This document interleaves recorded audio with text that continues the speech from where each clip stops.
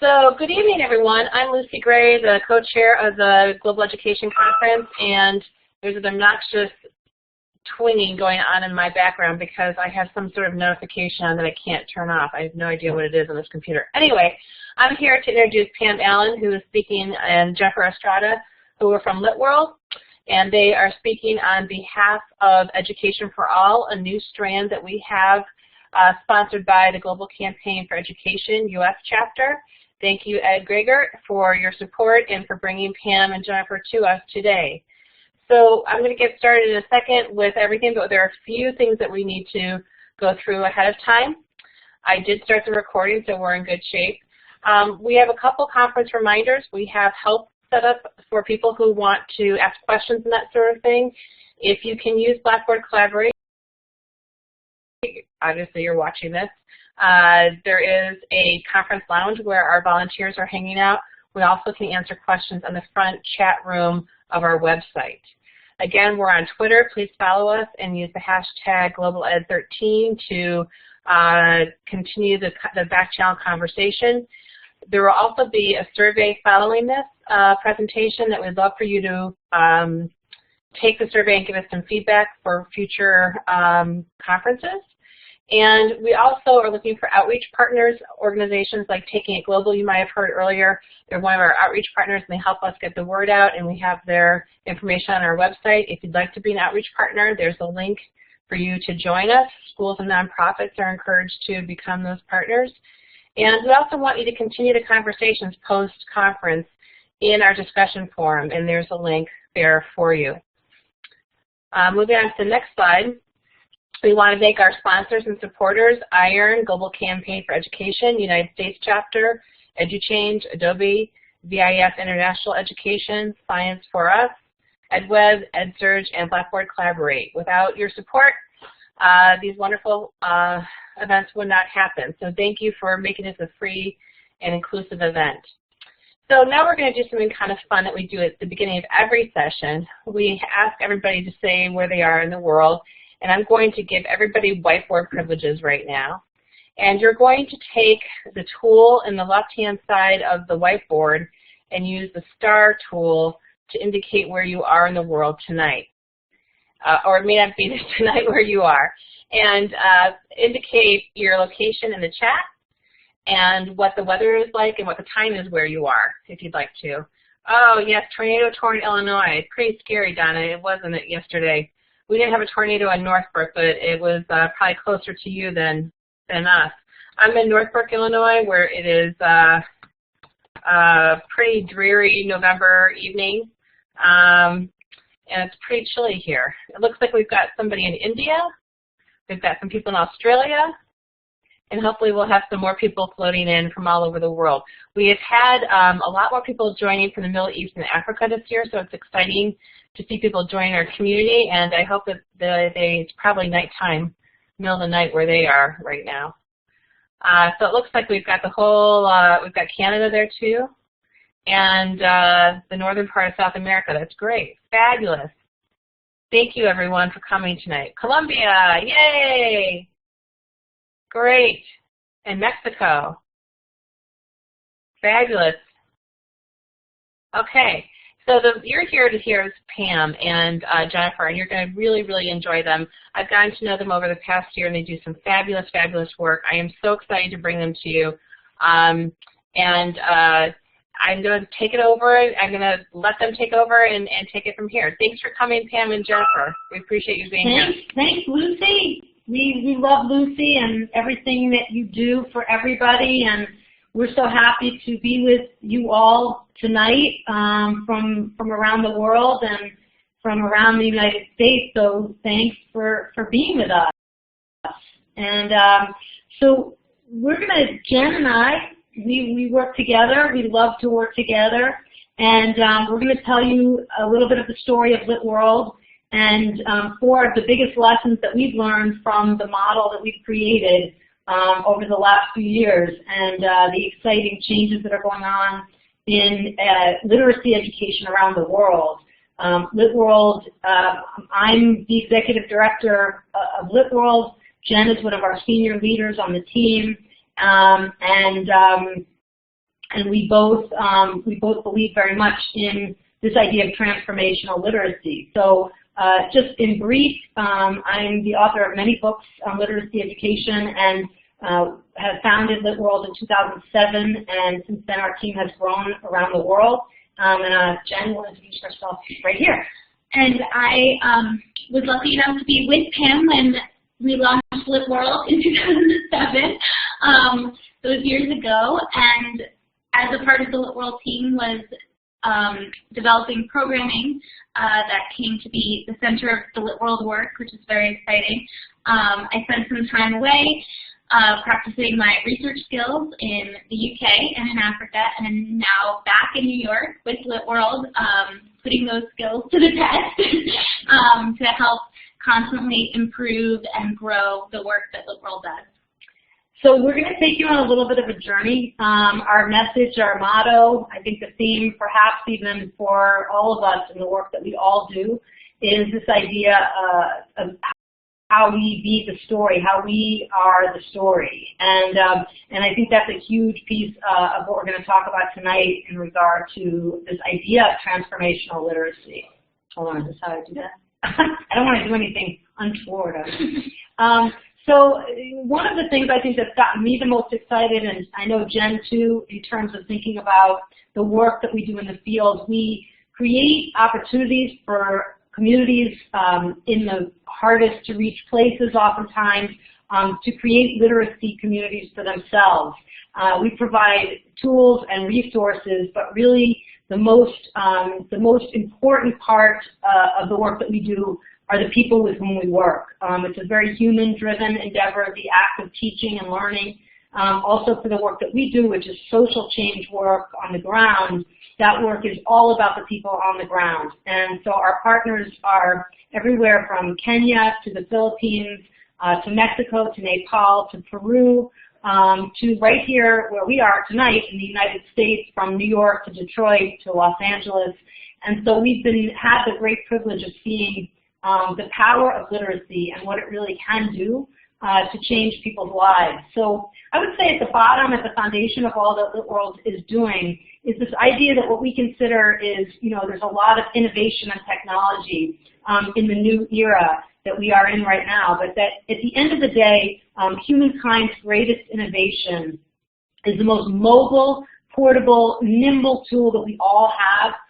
We all have access, we all have it, the potential for it, and LitWorld's role in the world, as I see it, is to make sure that everyone gets it. And that is that really our greatest innovation is literacy itself, that it's mobile, it's flexible, it's nimble, it survives, thousands of years, and that we can define literacy as reading, writing, speaking, and listening, and even now as viewing.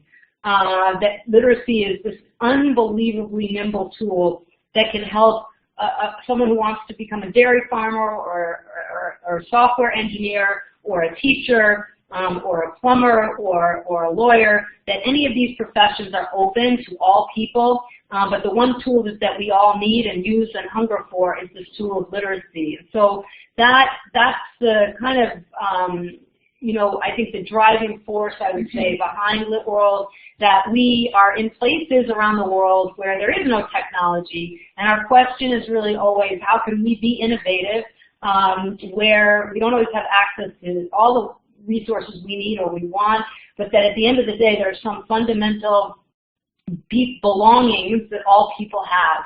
And probably for us, when we think about these 4 powerful lessons that we've learned in helping entire communities become literacy communities, which is the story we'll tell today, and the examples that Jen will give as we talk through some of the structures that we've created, that we hope will actually be structures you might want to implement in your community, that as a call to action tonight might be interesting ways for you to think about whether you work in a school district or you work in a community-based organization, or you're a mom or dad or grandparent at home, that these are all things that you can do, that we believe that literacy is something that can be conveyed by the community itself, and that is empowered and powered by the human capital in the community. And so our message is strong on that because we have been in so many places where we work You know, we can't rely on any one technology, but what we can rely on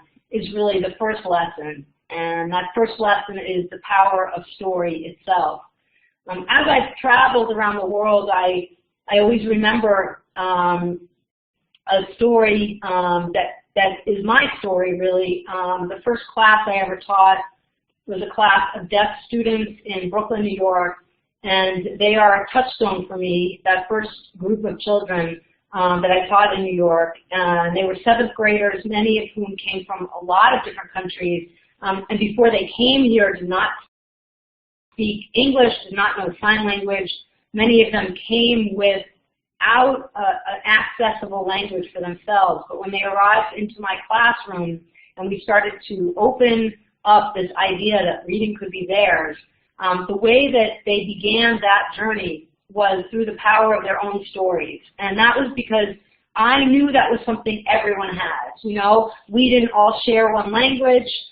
Some of us hadn't had the opportunity to learn, you know, sign language or Spanish or English, but that I knew that every child in that room had a story to tell. And that story is the lever, the engine that drives who we are. Our stories obviously change as we get older, but that we have touchstone stories that affect and impact our lives. And that, as with my first class in Brooklyn, many of whom of my students are still in touch with me on Facebook, which is one of the many things I love about Facebook, thank you Facebook, is that I can be in touch with my beloved students for the rest of their lives, I hope, and my life, and that we have a way to only connect. And that all comes from this idea that you come as a child into the classroom not in a deficit, but in a way that you are an asset to the community. You are an asset, and that is a huge message for children who have been marginalized, who have not always felt like they belong to any one community. And I saw that no more clearly than with my students in the years that I was teaching deaf students, but really for all of us as humankind. I think the reason I went into the teaching of deaf children was because I was very interested in how we communicate and how we connect even when we are so isolated from one another. And I think that's always been my life work. And I urge you to think about, for yourselves, when you think about a time in your life that you connected with someone or you felt a human connection, and then if we could just to build around that human connection, that sense of that empowerment, that is really what our curriculum should look like in schools.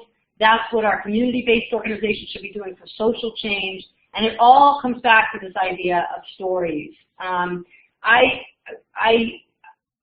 travel in many settings, and this is actually one of our lit clubs Jen will tell you more about, in Kisumu, Kenya, and the girls were taking photographs of their surroundings. And I often say that one of the things that is remarkable to me about the power of literature and the child's own story is this idea that we're going to see through the lens. We're looking through a lens to see both the mirror who we're looking at, which is ourselves, and the window looking out into the world. And that stories provide us with that, whether it's the story of the news or the story of the child in our room, or the story of that literature, that iconic text, or that new text that we're reading for the first time, that these are ways that we create mirrors and windows for children. These children live very, very difficult lives in very, very harsh conditions, some of which, you know, for me as an educator, as much as I've seen things and I've traveled a lot, I'm always really struck by how resilient children are. In the most dire of circumstances, they hunger for joy and they hunger for learning. And most of all, they do hunger for literacy. They love it. And that's when I know we're really onto something. So just a quick final story before I turn over to Jen, and that is that I believe this is true. When you think about the 5 people, take a minute to think about 5 people that you value or people that you admire in the world, people who you might not know, but maybe they're famous people, or maybe they're someone you met at one point in your life that affected you, those people are probably storytellers, whether they're politicians or business people or teachers or writers, that people changing the world really have to tell a story about why they're doing that and how they're doing that. And so that is one of the reasons why it is important, and I think it's our obligation as literacy educators or educators of all kinds to help our children become storytellers. This image and all of the images that we're sharing are images from our work. This is Angel. She lives in Kibera. She's one of our first LitWorld ambassadors. And I've been working with her since she was 2 years old. And this time in August, when we went back to Kibera for some work there, I was a little bit late getting there, as I tend to be, as you know, because I'm only talking to everybody. I was late arriving, and I was worried that my group I was training was going to be waiting for us in the courtyard. And when I rushed in, I saw little Angel reading to her community. And she said to me, Pam, I knew that was a good idea while we were waiting for you to come. And I just thought, if she can grow up to be the storyteller who changes her world, then we will have done our job, that she can have that empowerment, she feels confident, she feels bold. That's where meaning, and that's where the sustainability piece comes for the work that we do. So let's take a minute to turn to Jen, and I want to ask her to talk about lesson number 2. Lesson number 2 from our work that has really resonated in all that we do is the power of collaboration.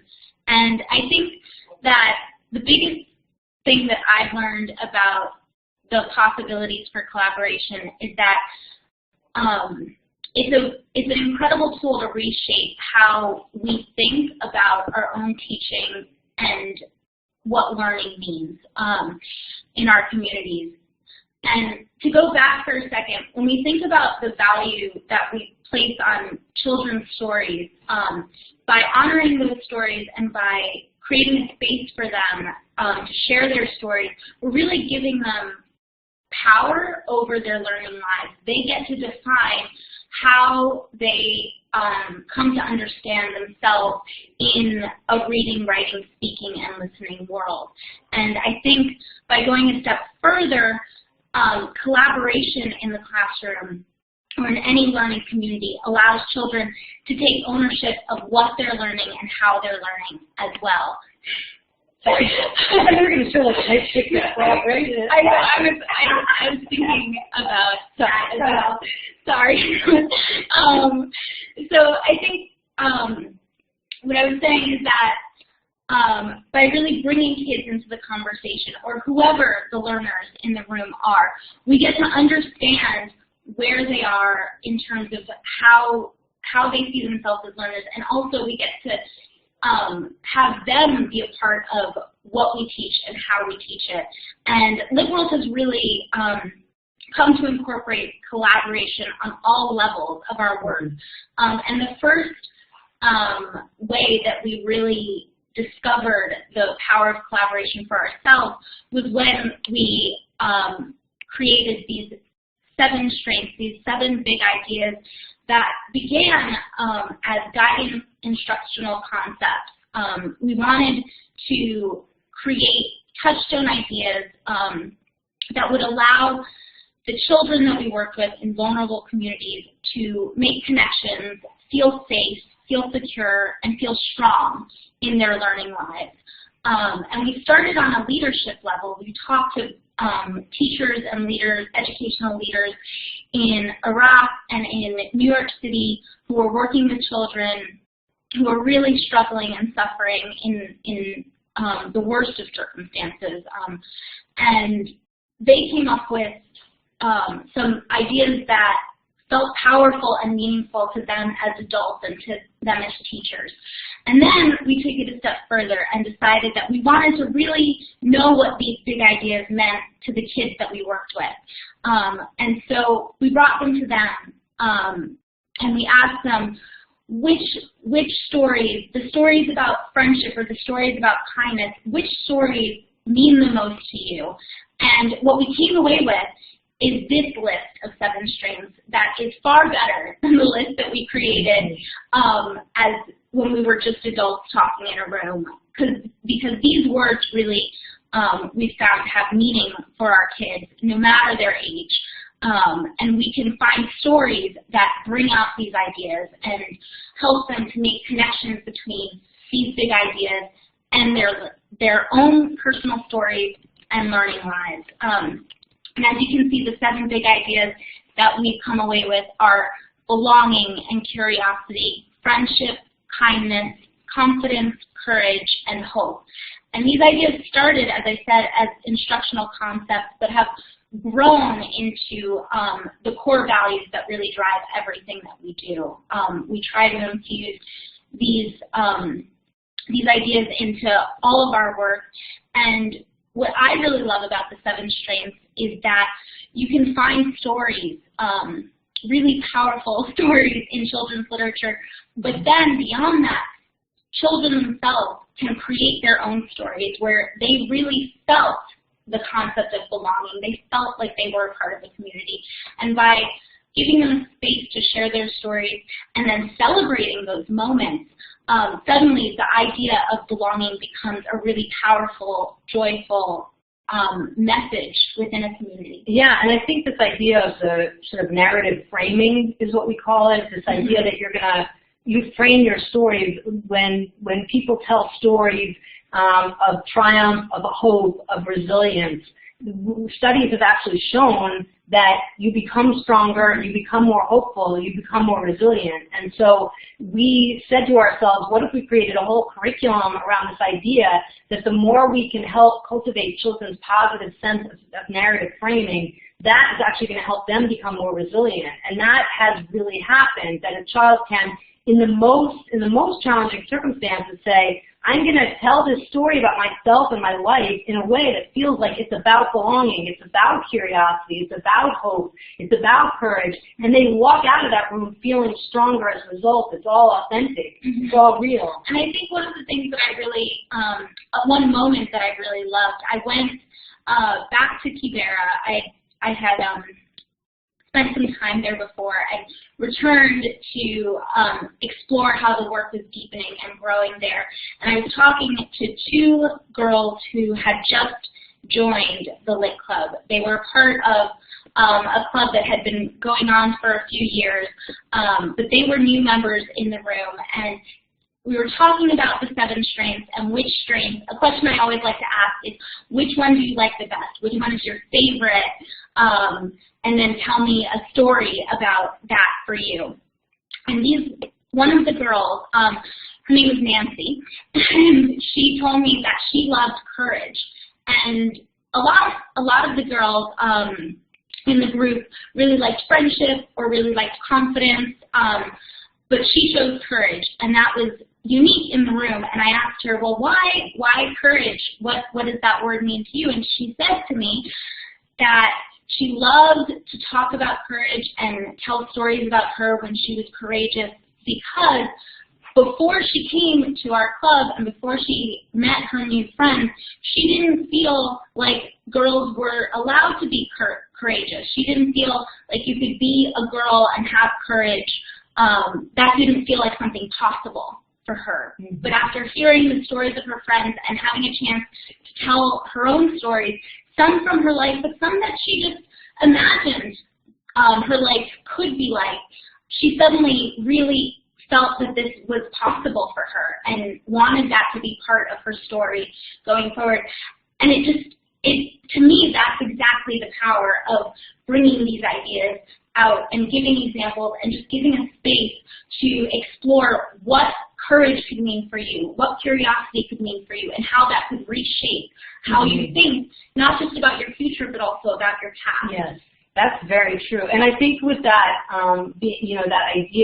that idea of your story of the future and your story of the past, I read a study that said that you are 80% more likely to reach a goal when you write it down.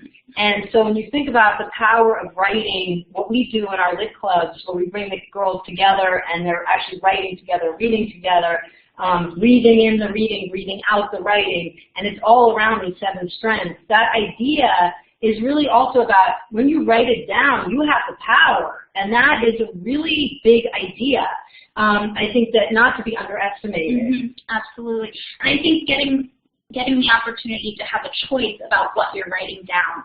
So the pen is in your hand and you are in control of what's written completely. And it becomes your story and you own it, and it can change. You can make the change in your life. And I'll also say this just about the literature, the connection that you mentioned to literature, is that some of the stories, we'll use a lot of local literature where there isn't access to that, and we bring literature. The children will find access easier to a lot of these texts through the themes, through these 7 strengths, and are able to say, you know what, I'm relating that to my own life, or I'm relating that to an experience that is making me also feel like that character is experiencing those similar emotions. But also just that, it's the 7 strengths have helped us in terms of just thinking about literature in new ways. That literature itself is a resilience-building tool, and that's kind of a big idea, I think. I really feel that way. Absolutely. And so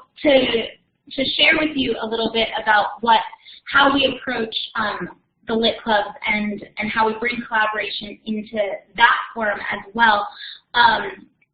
This is a picture of one of our Lit Clubs in the Philippines, and early on in the program we do an activity where everyone traces their hands and then writes something positive about themselves in their hands, and then it becomes a group art piece of all the things that we love about ourselves. And we do,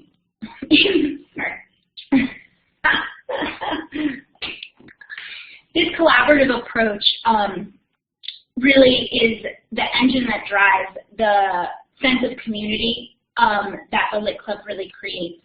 The shared experience that the kids have, experiences that are joyful and exciting and new and different, and allow them to think about themselves as readers, writers, speakers, and listeners in playful and fun and funny and humorous ways,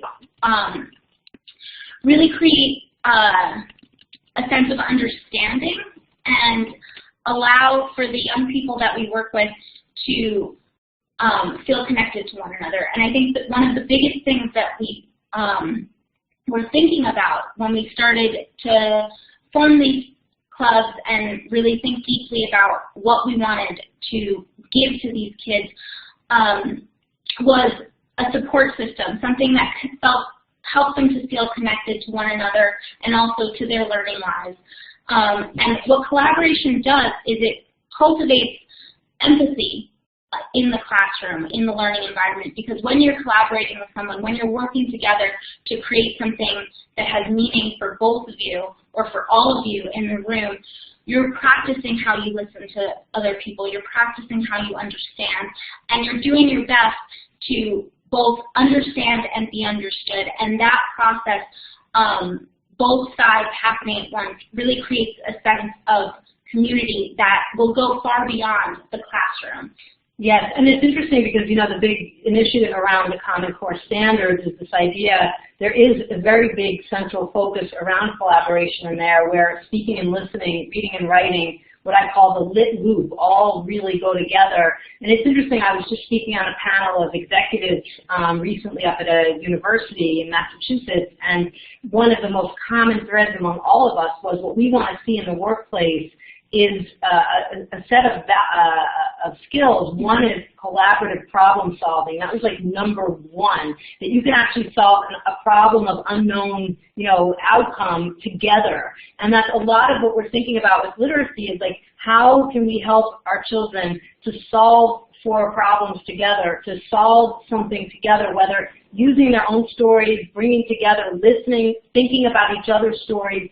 The Lit Clubs have a very strong component of civic action to them. So, for example, we recently had a club in Nepal that decided they would like their civic action to be advocating for clean water in their community, and so they got together and they wrote articles about it, and they wrote letters to their community, and the idea was that they were going to be advocates. Well, you can do that with literacy, but as someone once wisely said to me, the IQ of a community is always stronger than the IQ of an individual. And that's really what this collaborative process is like in the LitWorld communities, is that it's not only collaborative in the community itself, as you see from the children here in the Philippines, but it's actually that from the Philippines to Kenya to New York to Peru to Nepal to Pakistan, to India, that we are all one human community. At the end of the day, these are lines that were drawn by mankind, but actually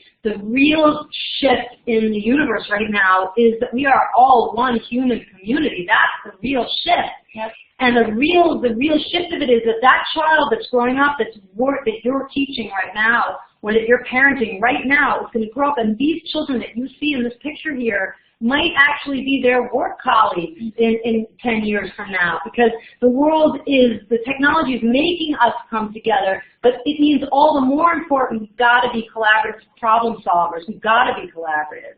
Absolutely. So this brings us to our third big lesson from our work, and that is the power of reflection. And Pam and I were talking about reflection just before we began. Oh, can I interject to say, I cannot forget that Columbia, too. Yeah. Columbia has amazing LitClubs and LitWorld. We love you, Anna, and everybody who's so amazingly engaged with LitWorld.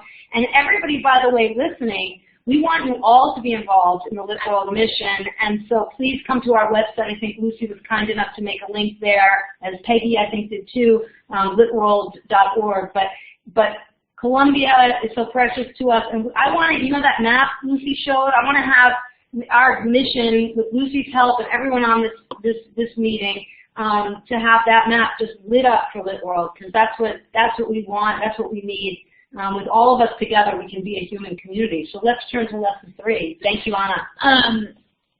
Is everyone hearing okay? I'm noticing that some people are complaining about the audio. Oh. If we need to turn off the video to enhance the audio, Lucy, just let us know. Okay, we should do that. You want to? It looks like people are saying. Some people are okay. Some people. I don't know, Lucy. What do you think? Should we turn off the audio? See, no. Let's turn off the video. So turn off our video, and hopefully that will help us. Yes. Tax the internet a little less. Yes. Yes. Well, thank you. Jackie says we're drawing a lot of positive energy with our video. Oh my God. We'll turn it back on in a few minutes. But I think, and I love what Lucy said about we've got to fill in the map. I think that's really the case with this LitWorld movement, and with all of you and us together, because we've got a lot of kids around the world, 750 million kids out of school, another 500 million children not learning well enough to graduate. So let's do it together. So let's go to lesson number 3. So lesson number 3, the power of reflection. As I was thinking with Pam about what reflection means, and I think the wonderful thing about taking time to reflect is that you pause and you think about what you could do better, but you also celebrate what you're doing well and build from that place. And reflection is a wonderful way to stop and think about what you're teaching and what the needs of your learners are, and how you can bring those two things together if they're not quite meeting up. Usually in any learning environment, there's always going to be a new thing around the corner that will make your community even more positive, even more joyful, even more of a learning community. And at LitWorld, we love to take those moments to think about how we can bring in more learners into our community. And the first thing that I wanted to talk about in our reflection process is something that Pam mentioned early on, which is that in our work we realized that reading and writing are just half of the literacy pie, and we wanted to make sure in our work that we honored and valued and created space for reading and writing as well as speaking and listening. And by saying to our learners and the communities that we work with that speaking and listening are just as valuable to building literacy skills and building storytelling skills, we were able to be truly inclusive in our community and really tap into the powerful force that families and parents and caregivers can be to promoting and encouraging and supporting young learning lives. And this is actually a picture of a mom's LitClub that we have in the Philippines. And these women, some of the parents and caregivers that we work with are not confident as readers and writers when they come into the LitWorld program, but we wanted to make sure, and they really taught us how much the celebration of oral storytelling and speaking and listening can do to create pathways to reading and writing that last a lifetime.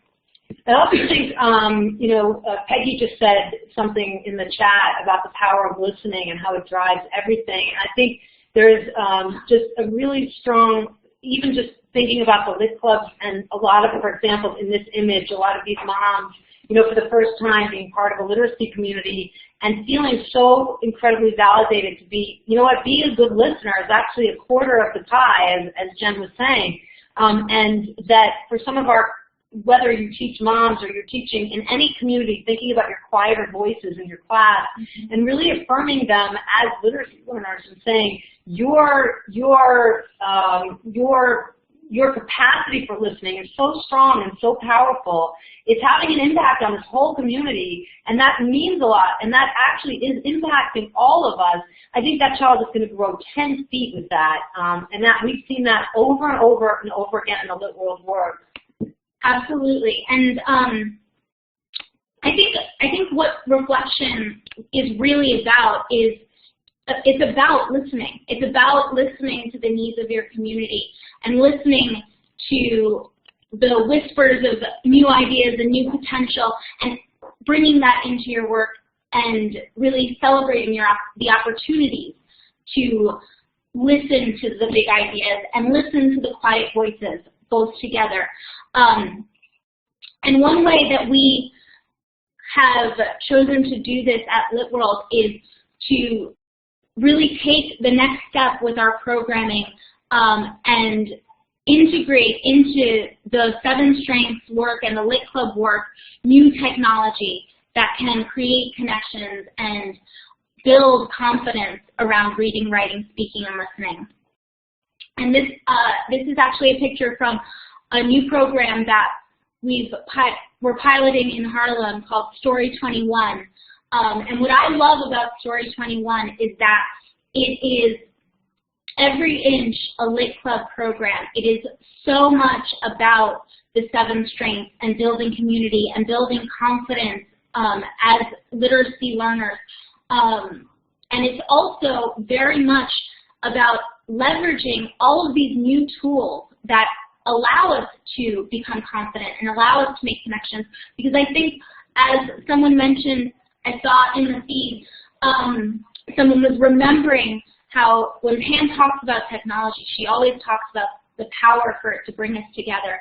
And I think at LitWorld, we really recognize that and want to make families as a whole feel comfortable and confident using new technology to bring their families closer together.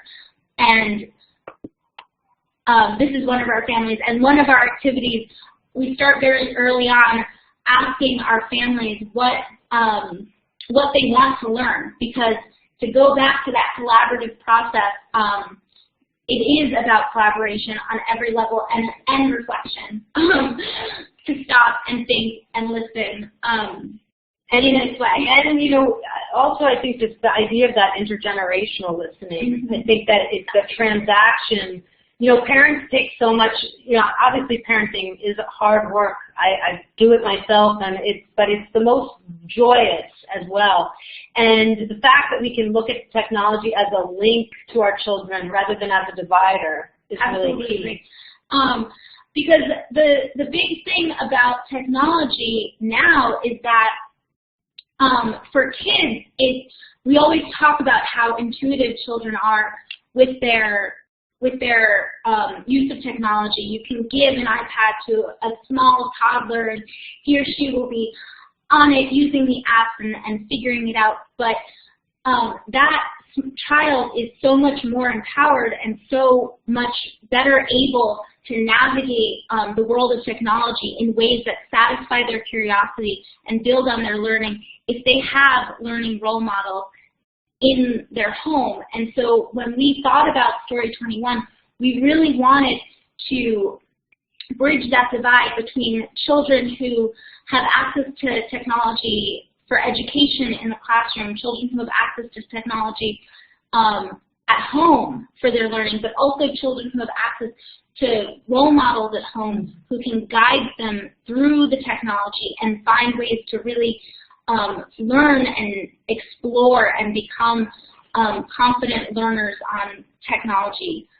I guess, yeah, and I would just add one thing to that, to say that I think one of the things, and I think Lucy has really been inspiring for our global community in this way, is that everybody is a learner in the technology world, so that the parent who might have been insecure about her own reading skills is suddenly a more authentic learner in front of her son. Absolutely. And she's able to kind of like be herself a lot more instead of hiding. And there's a way in which everyone is a co-learner, as you said.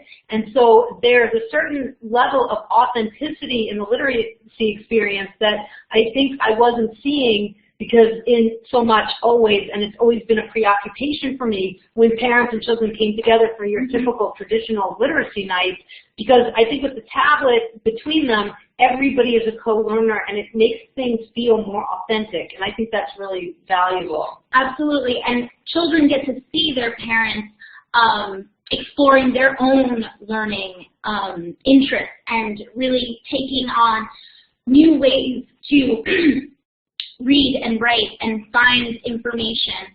And even as teachers, we can engage in this very authentic learning process with our students as well, because sometimes there are moments when we also are learning with technology, because there is also always new things that we can bring into our teaching, new elements, new ways that we can use technology. Yes, and so one of our moms' lit clubs in Kibera is the women that you see right here. And they, I asked them about 3 years ago, these are amazing, amazing women. They're HIV positive women. They live a positive life. They want me to share with everybody, and they really do. And they work very hard, but one of the things they do in their work together is they do people's hair, and they make beads, beautiful beaded necklaces and things. And they really wanted to learn to read and to learn with us, so that they could create a website and also be in touch with people in a way that would be important for them. They have been very marginalized. All the money that they earn goes into a community pot that the women share with each other. And when one of them gets sick, they give that money to that woman. And so there's a huge sense of generosity. I mean, if anybody knows the 7 strengths, it's the Mom's Lit Club in Kibera. And they are the most joyful women you could ever hope to be with. They always are singing and laughing and loving one another. They just show so much love to one another, their families. They are a true community of learners, and they exemplify the 7 strengths. Yes, absolutely. And they really connected to them immediately. And I think that, one of the things about this is we do a lot of community read-alouds with them by video Skype. This was a picture of us getting set up for the video Skype. But this idea of the read-aloud, we read aloud to them, they read aloud to us. It's the way everyone is practicing. The read-aloud is an experience that can wash over all of us together and bring our community together. I think the read-aloud is, Lucy had posted posted the link to World Read Aloud Day, I think, and that is, for us, a very important day. It's the first Wednesday in March. We hope you'll all join us for that this year by coming to litworld.org and letting us know you'd like to register. The LitClub Power Women, the Kibera women would be very appreciative. They believe in the power of the Read Aloud. It does bring them together, but it brings them together with us. And one of the things I'll just, with this just to say is that in terms of the power of reflection is for women like the Power Women in Kibera living a very, very hard life to use technology as a reflective tool, to take a moment to say, who am I?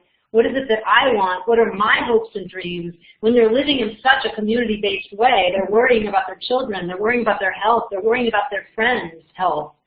To use the technology to actually be a literacy reflective person is a pretty powerful force of change, and for them it's been incredibly transformational, and also for all of us to be accompanying them and for them to be accompanying us. So the last lesson. The final lesson. The final lesson. There's always more lessons, but so back. Oh, good. Hi, everybody. So finally, just to bring, what we'll do is I'll talk about the power of joy, and Jen pitch in where you see fit, but just, I would say, just for a few minutes, and then we'll save the last 8 minutes or so to open up for dialogue, or if people want to chat in, or we can give you some last little tidbits of information. But lesson 4 is this idea of the power of joy. This may sound really simple, but one of the sort of main premises of LitWorld is I wanted children to have fun. And everyone was like, I know, but we have to collect data, and we've got to really, this is all very serious. And I was like, yes, but when you think about anything you've learned over the last life, like your entire life, basically, if you think about that, and you think about when you weren't having fun, you probably didn't do a very good job learning how to do it. But as soon as you started to experience the joy of it, like, when I think about just the things that my grandparents have taught me, or my parents have taught me, the sense of what has felt good to me. My mother read to me as a child, when I was a child, and that sense of that early joy was what propelled me into this field.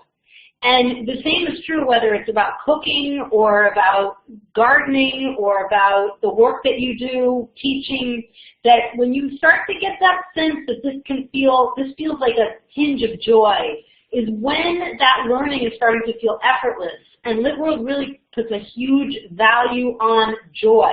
And so in other words, when I say to my staff, when something's feeling so hard it feels really bad, you've got to turn away from that and towards the joy. And what is the joy? The joy is in reading books that mean something to you, in writing in a way that's about something you really care about. This young woman is in one of our lit clubs, and she was speaking at our Stand Up for Girls event in the fall. And this is a powerful moment for her. She's in a public place. She loved every minute of it, as you can tell by her image. But I said to my team, and we talk about this a lot, people feel joy when they can share. Absolutely. I feel joy right now just being with all of you, and I think that's because I love to share the work of LitWorld. I love to know that people are listening and that people will participate. The same goes for a 13-year-old, a 10-year-old, an 8-year-old. And the question in my mind is always, how can I create structures for teaching and curriculum around joy as the centerpiece? People who come to our events always say it's just the most happy, most joyous experience, and I say that's not an accident. I was very deliberate, my team is very deliberate in creating that structure for joy. And so I would encourage all of us to think about, even in the hardest of circumstances, how can we make our students, how can we create joy in the environment? And that is what, number one, I believe the Read Aloud does, as you see in this beautiful picture. 2, I believe that collaboration, as Jen was talking about, creates joy. Sometimes collaboration is not so easy. I mean, we all know that. Like sometimes, you're working together, you're like, okay, I agree with that. But I think that even to say to students, that should bring joy. Like if I don't agree with someone or something didn't go well today in our collaboration, like for me there is something I love that. I feel like we're going to solve a problem, and I really think that's exciting. But we need to model that for our students. That's so, just as we come to a close together, we did create World Read Aloud Day in 2008. We started in New York with a celebration here in New York. We just want to feel the joy of reading aloud. We know that it closes the word gap. We know that reading aloud unites people, that it helps people read at higher levels of comprehension. We know that even 1 year of reading aloud every day to a child puts them a year ahead in school against all other children, and that accounts for differences in educational backgrounds of families, cultural backgrounds, socioeconomic. That was a study that just came out this year, and I'm happy to post that on our Facebook page if people are interested to see that study. So we're not just, joy doesn't mean we're not serious, right? Joy doesn't mean that we're not rigorous. Joy is actually the key to everything, and one of the things that we've done in World Read Aloud Day is say, we're going to make this day be about the joy so people can feel what it's like, so they get down to the rigorous work of what the reading, literacy, writing experience feels like. This was a scene from World Read Aloud Day in Harlem. We had a special guest, Clifford the Big Red Dog was there, as you know. Very exciting. Very special guest. And we were, absolutely delighted and stunned to know that we've had, this past year, we had 60 countries celebrate, and we had every single state of the U.S. celebrate. But this year, let's triple it, let's quadruple it, let's make that joy grow, because I think with the power of joy, we can actually change the world. And that's the first Wednesday in March. And the thing about joy, I just want to add on to that, is that you work harder, you go farther, you push further when you're loving what you're doing, when you're really connecting with the people around you and feeling good and happy. And that energy is so powerful. And to harness that energy to the very real need of reading, writing, speaking, and listening skills, the skills we need to communicate, to express ourselves, to define who we are and what we need, infusing that hard work with joy and positive energy will only help these little dancing girls go so much farther, because they already feel it. They're not more than 10 years old, and they already feel the joy and the power that their joy can have over communities around the world. And this joy comes from learning. I mean, that's the thing. I want children to see the connection between learning and joy. This day, they were celebrating with us Stand Up for Girls, and we asked them to celebrate the women and girls in their lives. And tell stories about a girl or a woman who had impacted them. And that is a cause for joy. In a hard situation, a hard place to live, everyone has the capacity for it, and plus, it's what keeps us all going. So we're going to end right there, opening it up for a few minutes of questions, if people have any, or just thoughts or anything anyone wants to add on. Remember, our motto is Be the Story, and that idea of activating the community. These are all the ways that you can reach us. Jen has just joined Twitter, so it's really important to go see Jen on Twitter, because she's like, is anyone going to come? I'm like, yes, they will come. It's like that baseball player, you know?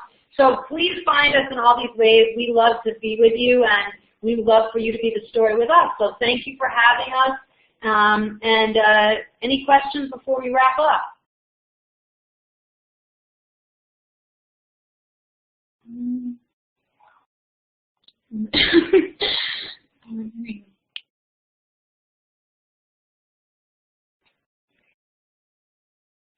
So you know what? We're glad that we could all be together. I'll just leave us with one final thought, and that is to say we have our seventh strength work is yours too. So one of the things that I think I am now. I've joined. I'm going to be a part of the tweeting community. I'm committed. She's so in. So, okay, thank you, everybody. And, wait, where'd you go? Jen just pushed a button that sent us off into the other world. Anyway, so thank you for being with us. Please be the story with us. Come to LitWorld. There will be a chapter going everywhere. Oh, okay. Yes. Yes, I can hear you.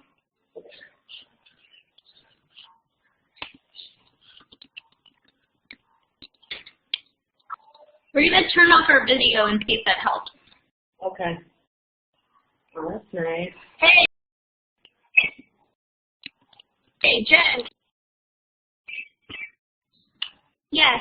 Can you guys hear me? Yes, we can hear you.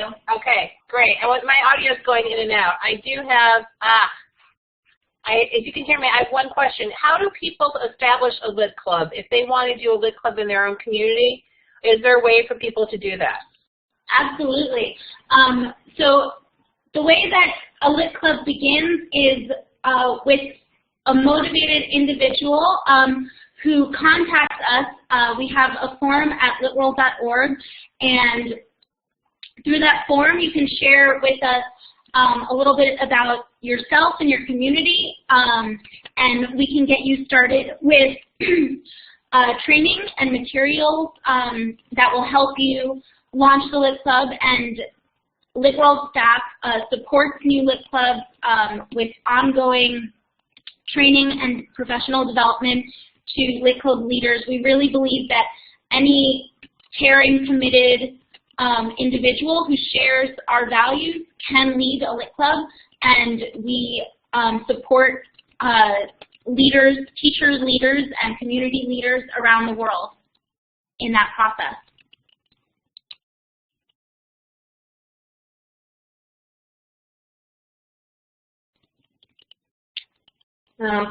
Can you guys hear us okay? Oh, great. Okay. Got it. A little bit of a We're going to lag. wrap things up really quickly. And thanks for coming, everyone. You have their information if you'd like to wrap up with them. And we'll stop the recording now. Thanks, everyone.